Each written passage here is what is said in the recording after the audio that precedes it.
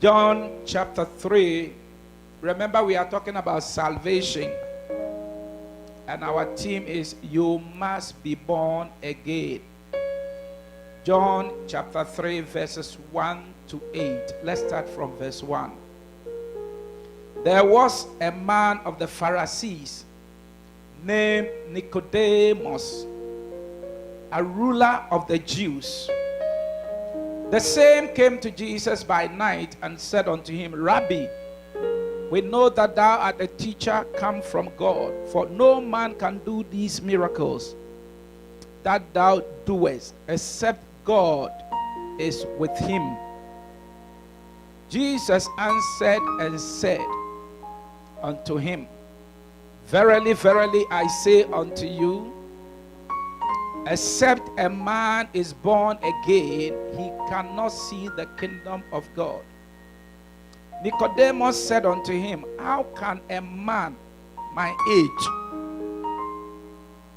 old man like me, 67, how can a man be born when he is old?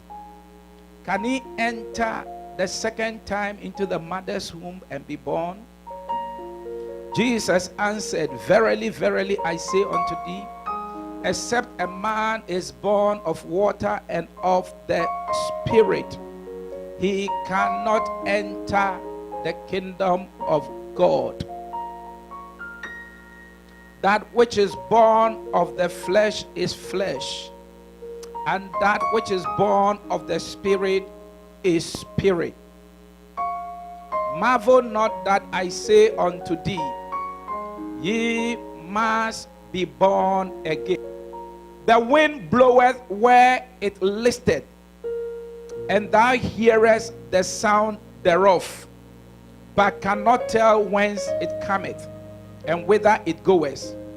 So is everyone that is born of the Spirit. Jesus, a man came to him, and the man was a pastor, a very, very senior pastor. And the man came to him by night to talk with him. And then Jesus said to the man, except you are born again, you cannot see the kingdom of God. You cannot enter the kingdom of God. What do we mean when he says somebody is born again? Being born again is what I'm talking about today. Being born again. Being born again is not a particular church doctrine. It's not a doctrine for a particular church. So when they say you're born again, it's not a doctrine for a certain church. Sometimes you hear some people say these born again churches, as if other churches they are free. You see, it's Jesus himself. So if only the church claims that they are following Jesus, then Jesus himself said that except a man is born again, he cannot enter the kingdom. So it's not a concept for some churches that these are born again churches, but we are not born again churches. So when you go to these born again churches, it's not a concept for a particular church. It is Jesus himself. John chapter 3 verse 3. Jesus said to Nicodemus, except a man is born again, he cannot. Jesus answered and said unto him, Verily, verily, I say unto thee, except a man is born again, he cannot, he will never see the kingdom of God. So Jesus is the one coming out with this born again thing. It's not somebody have gone somewhere or some churches have met somewhere and they have come out and they say people should be born again. It is Jesus, the one we are following, the one who died for us, the one we believe is taking us to heaven. He is saying that unless you are born again. So it's not a concept or a doctrine for some Pentecostals, for some latest charismatic church. No, it is Jesus who is saying that you must be born again, and this fact must enter into your head. Verse 5, Jesus repeated it to Cornelius. In verse 5, Jesus said, answered, Verily, verily, I say unto thee, except a man is born of water and of the Spirit, he cannot enter the kingdom of God. So the first fact you need to understand about being born again is that it's not a particular church's doctrine. It's not a doctrine for a specific church or some class of churches that are called born again church.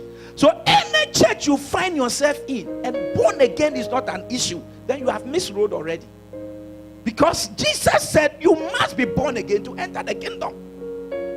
And if you think that you don't need to be born again, being born again is a mystery. It's something that can happen now.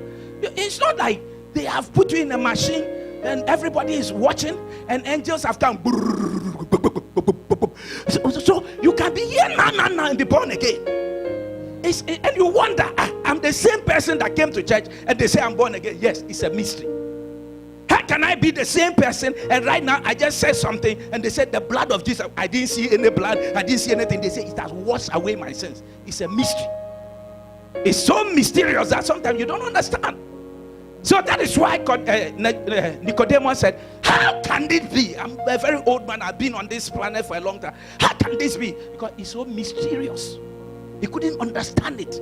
The concept was beyond him. And Jesus said, as the wind bloweth, verse 7 to 8, he said, as the wind bloweth, and no man knows why. That's the same thing. The whole thing is a mystery.